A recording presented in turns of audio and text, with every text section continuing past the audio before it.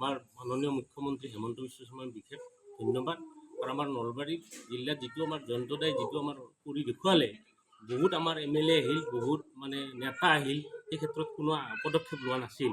নলবাৰীখন এনেকুৱা আছিল য'ত একাঠো পানীত মানুহ মানে স্কুলত যাব পৰা এটা অৱস্থা নাছিল।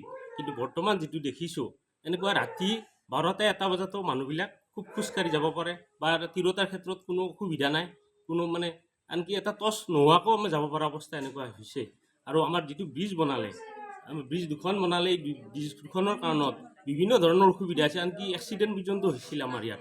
আমাৰ আনকি যিটো আমাৰ মানে বৰখৰকুছিৰ পৰা যিটো ৰাস্তা আমাৰ লাউডুল হৈ আহিছিল, ইয়াত বিভিন্ন ধৰণৰ জাম আছিল। যেতিয়া আমাৰ এই ব্ৰিজখন বনালে, আমাৰ মাননীয় মুখ্যমন্ত্ৰী হেমন্ত বিশ্ব শৰ্মাৰ মানে তেওঁৰ পদক্ষেপত, তেওঁৰ বিশেষ চেষ্টাত নলবাৰীত তেওঁ কথা দিছিলে, কথা ৰাখিছে, আৰু ভৱিষ্যতে তেওঁ আমাক লাগিবই।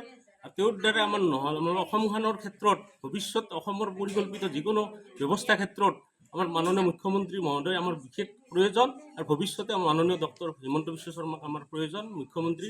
লগতে আমাৰ জয়ন্ত মল্ল ডাঙৰীয়াক বিশেষ ধন্যবাদ, বিশেষ ধৰণৰ কৃতজ্ঞতা প্ৰকাশ কৰিছোঁ। আমি প্ৰত্যেকজন কৰ্মী, প্ৰত্যেকজন আমাৰ নাগৰিকে এই ক্ষেত্ৰত খুব সজাগ হৈ তেখেতক অহা 9 তাৰিখে যাতে ভোট সাব্যস্ত কৰি তেখেতক যথেষ্ট বহুত অলেখ ভোটত জয়যুক্ত কৰাৰ ক্ষেত্ৰত মই ইয়াতে এটা বিশেষ অনুৰোধ জনালোঁ।